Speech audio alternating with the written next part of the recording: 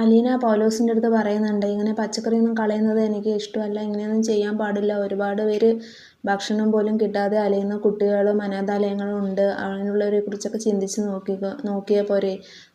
നിങ്ങൾ എന്തിനാ ഇങ്ങനെ വേസ്റ്റാക്കി കളയുന്നത്? നിങ്ങളുടെ വീട്ടിലാണെങ്കിൽ ഇങ്ങനെ അനാമത്തായി മേടിച്ചിട്ട് നിങ്ങൾ കളയുമോ എന്നൊക്കെ പറഞ്ഞിട്ട് ചോദിക്കുന്നത്. ഇങ്ങനെ ധാരാളിത്തം കാണിക്കുന്നത് എനിക്ക് ഇഷ്ടമല്ല എന്നൊക്കെ പറഞ്ഞിട്ട് അലീന പൗലോസിനെ വഴക്കൊക്കെ പറയുന്നുണ്ട്. അപ്പോഴേക്കും അവിടെ ജോലി ചെയ്യുന്ന ചേച്ചി വരുന്നുണ്ട്. ചേച്ചി വന്നതും ആ പച്ചക്കറികളും എല്ലാം എടുത്തു കൊടുക്കുന്നുണ്ട്. അവരങ്ങനെ ഫ്രിഡ്ജിൽ നിന്ന് ഭക്ഷണമൊക്കെ എടുത്തിട്ട് കൊണ്ടുപോകുന്നുണ്ട്. ആട്ടിന് കൊടുക്കാനാണ്, വെറുതെ കളഞ്ഞിട്ട് കാര്യമില്ലല്ലോ എന്നൊക്കെ പറയുന്നുണ്ട്.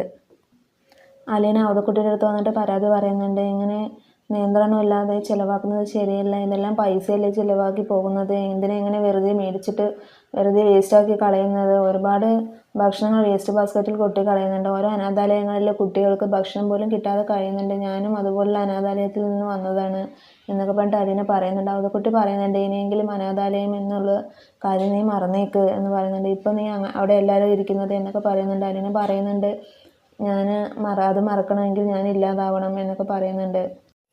എന്നിട്ട് അവതക്കുട്ടി പറയുന്നുണ്ട് അലീനൻ്റെ അടുത്ത്, മോൾക്ക് എന്താണോ മനസ്സിൽ തോന്നുന്നത് ആ നിലപാടിൽ ഉറച്ചു തന്നെ നിന്നോ, അതുപോലെ ചെയ്തോ എന്നൊക്കെ പറഞ്ഞിട്ട് സമ്മതമൊക്കെ കൊടുക്കുന്നുണ്ട്.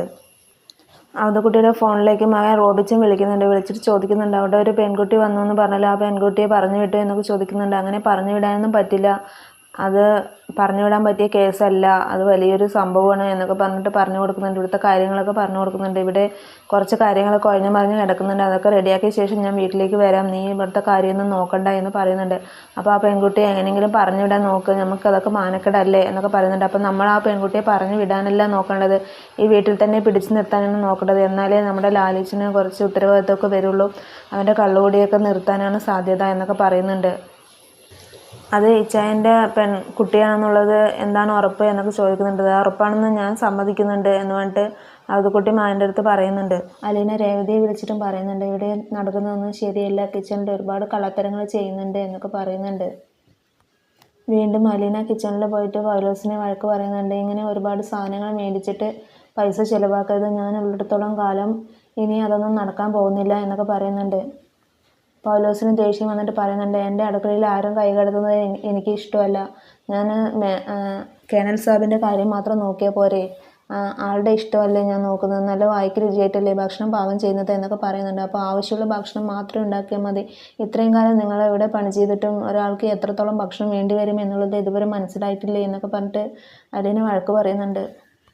മീൻ കണ്ടിട്ട് ചോദിക്കുന്നുണ്ട്, എന്തിനാണ് ഇത്രയും വലിയ മീനൊക്കെ മേടിച്ചിരുന്നതെന്നൊക്കെ ചോദിക്കുന്നുണ്ട്. ആവശ്യമുള്ളത് മാത്രം വാങ്ങിയാൽ പോരെ എന്ന് പറയുന്നുണ്ട്.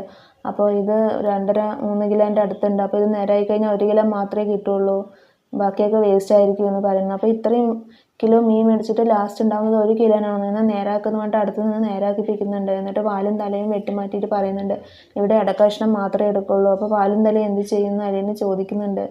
അപ്പോൾ വൈലോസ് പറയുന്നുണ്ട്, ഇവിടെ വരുന്ന വേലക്കാരി അതെല്ലാം എടുത്തുകൊണ്ട് പോകും, വാലും തലയും കേണൽ സാഹിബിന് വെക്കുന്നത് ഇഷ്ടമല്ല എന്നൊക്കെ പറയുന്നുണ്ട്.